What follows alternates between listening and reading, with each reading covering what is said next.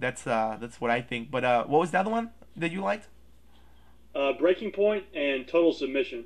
I get yeah, total submission could work. I mean, all of them could work. All of them could work. Submit and quit is a little hard to put over, Yeah. but And Submission Sunday is already too much like Cyber Sunday. right, right, and breaking point is good. It's just something that they probably stay away from ultimately. But I don't know. I mean, I don't get it. I really don't understand. Some of the things this company does just make no sense. For example, so we need to talk about this too. The Great American Bash, no longer called that. It is now known as the Bash. So why are we changing the name of this pay per view to the Bash and not something completely different? Obviously, you probably couldn't change the name completely because you already announced it for this year, so it is what it is. Maybe next year it will be Quit and Submit or something like that. But this year it's the Great American Bash originally. It has been for a while. For the past 5 years they've done it. And now, I guess somebody somewhere decided I don't like this anymore. It is going to be called the Bash. I don't know. What do you make of this name? It's bad marketing. It's one of those names that, especially a lot of older fans from the WCW days, they recognize that name. Kind of like they recognize Starcade or different pay-per-views like that. And to get rid of a name like that or change it or tweak it a little bit, it's not going to be good for the old fans because they may not know that brand recognition. And it's one of it's the summer's biggest blockbuster, I think, is what they call it, right? Yeah, Or right. the biggest party or something like that. Right, right, right. That's what it used to be called. Yeah. And now by changing it, I mean it takes away some of the history behind it, and it takes away a little bit of that luster with the name that people know. So I don't like the move at all. And it's probably the fact that it was a WCW name that they're getting rid of it, but because you know how Vince feels about WCW things, but why even name it that in the first place? If you don't, why even bring it back up? Why? What was the point of that? It just I think I could get along with this with the new name as long as they still have a hot diva and skimpy bikini with a president's hat on, yes, with the like with Tori Wilson. with the I can deal with that. with the beautiful flag in the background. Oh yes. Hey, Oh, did you Gloria has never looked so good. see ECW? Oh, I called ECW. I liked it a lot. Let's talk about that a little bit. What did you think of Mr. Hart's debut? D.H. Smith, Davey Hart Smith. What about his debut? Wow, I tell you, did he redeem himself for what? His first couple outings when he first debuted with the company were absolutely atrocious. But last night, he put together quite a good match. We talked a little earlier about submissions, disappearing, and he put on many.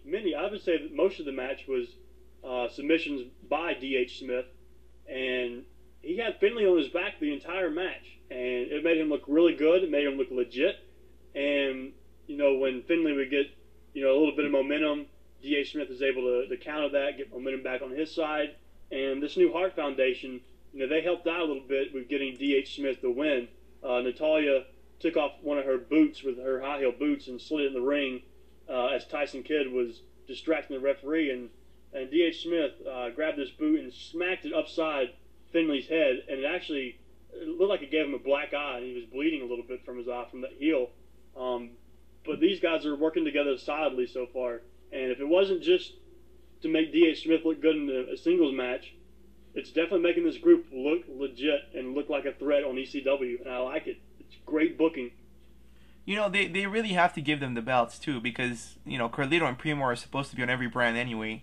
They're currently involved in that storyline with the Brian Cantrick, but man, they really gotta give them the belts. I like what I saw. I think they have great potential as a tag team, and with Natalia there, doing her wacky faces and stupid things she does. They're a great combination, but they do need a little more work. I like the match. Don't get me wrong. I thought Smith did good.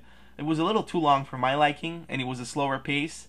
And you're in there with Finley, who's always going to carry you to a great match, and which he did with this one too. And I think that D.H. Smith, hey, much better than before. Just like you said, I gotta agree with you on that. I think he looks much better than before. My one disappointment with ECW was no Evan Bourne this week. Yeah, you're right. But we did get Zack Ryder. Did you see him? Oh yes. What do you make of that ring attire? You make a garbage can. I mean, what? Not just the attire. The whole. Why did you cut his hair? And why did you? What's the point? I mean, I kind of like his new gimmick, kind of like a frat boy, Mister Egotistical type dude. You know, all into himself. But some of the things with his character I don't like, and what he wore to the ring last night would definitely be a major one of those things I do not like. Yeah, just too It's much. different. Just way too much. Way too much, if you ask me. Yeah. Christian is challenging Tommy Dreamer, finally letting Tommy have his shot. Jack Swagger's complaining about this. It might be headed to a three-way match. I'm not sure where this is going. What did you make of that? I think Mike Stryker said it last night. You know, Christian, why would you, issue a challenge to somebody wants to take your title so badly? Yes. Because it's not smart. But at the same time, you have to commend Christian for doing something like that because that's the type of guy he is. He's a stand-up guy. I think I we're gonna love. have a good match on Superstars this Thursday between these two. And you put that match on Superstars. That too was just wow. Really.